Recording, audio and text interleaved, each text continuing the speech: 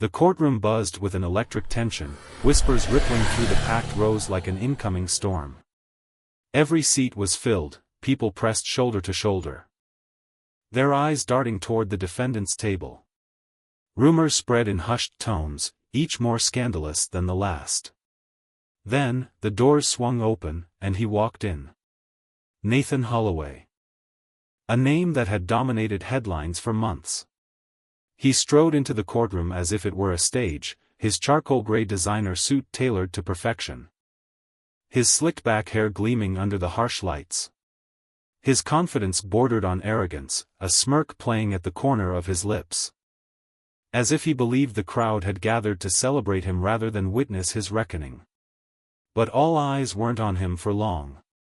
When Judge Rebecca Hayes entered, the chatter died instantly.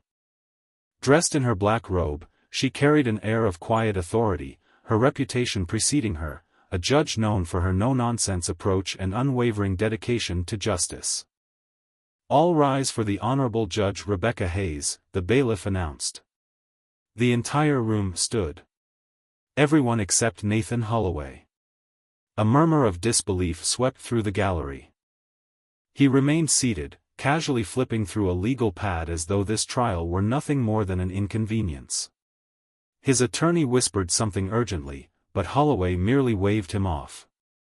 Judge Hayes paused, her gaze locking onto him with a silent intensity. She said nothing, but the atmosphere had already shifted. This was only the beginning. Nathan Holloway wasn't just wealthy, he was obscenely rich. Private jets, yachts, sprawling estates in Manhattan and Malibu. His financial empire, Holloway Capital, had once been considered a beacon of success. But behind the facade of luxury lay a web of deception.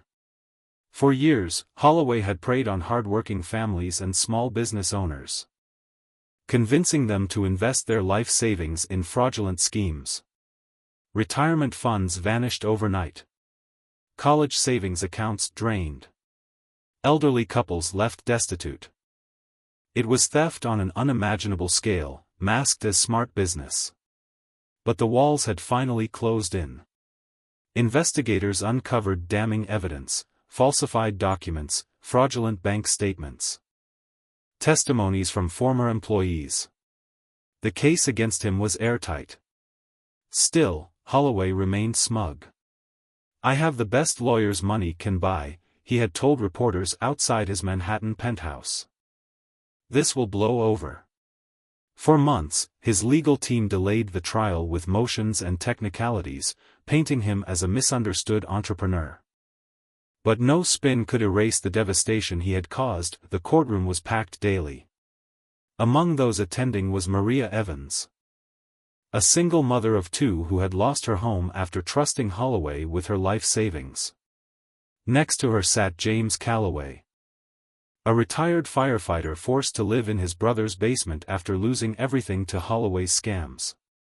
Testimony after testimony painted a grim picture.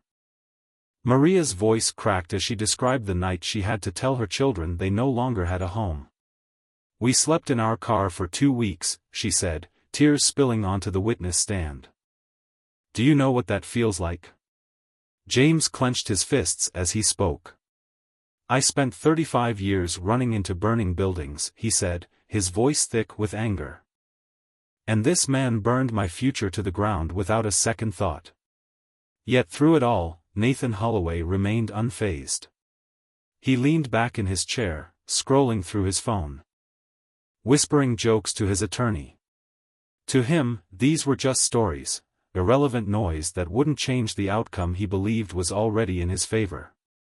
Then, the prosecution unveiled the emails. A series of messages between Holloway and his top executives, instructing them to falsify reports and mislead investors. The words were damning. "Make the numbers look good. We need these suckers to sign." The courtroom fell silent as the emails were read aloud. Maria covered her mouth in shock. James shook his head in disgust.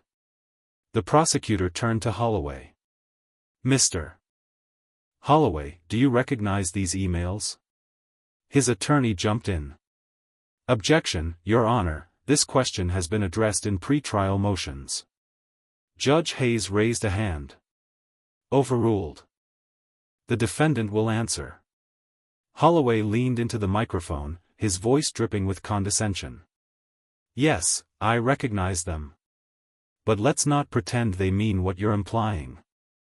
It's just business talk. You wouldn't understand. The judge's gavel struck like a thunderclap. Order in the court. Her voice was ice. Mr. Holloway, I advise you to watch your tone. This is not a boardroom.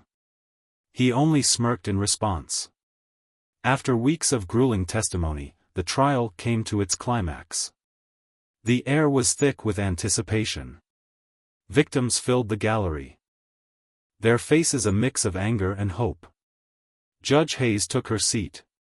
Mr. Holloway, she began, her voice unwavering, you have been found guilty on all counts of fraud, conspiracy, and obstruction of justice. A hush fell over the room. Holloway sat motionless. The evidence against you is overwhelming. Throughout this trial, you have shown no remorse. You have insulted your victims, disregarded this court's authority, and treated these proceedings as if they were beneath you. She let the weight of her words settle before delivering the final blow. I sentence you to 25 years in federal prison without the possibility of parole. Gasps erupted. Holloway's face paled. He had expected a slap on the wrist, maybe a year in a luxury facility. But this? This was unthinkable. Judge Hayes wasn't finished.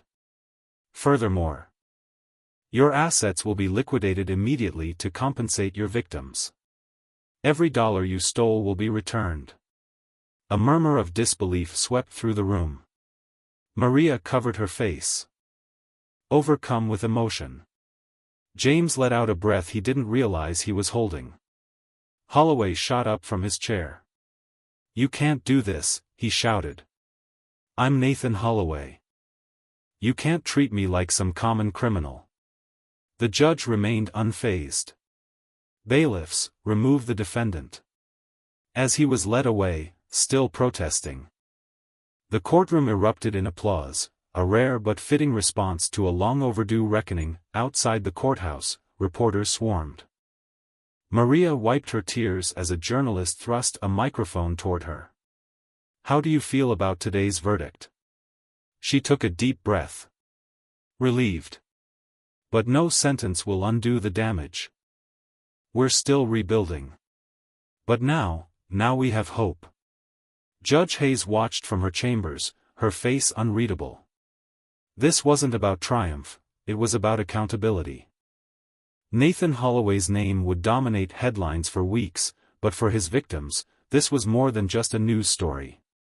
It was a reminder that no one, not even the wealthiest, was above the law. And in the end, justice had finally caught up with him.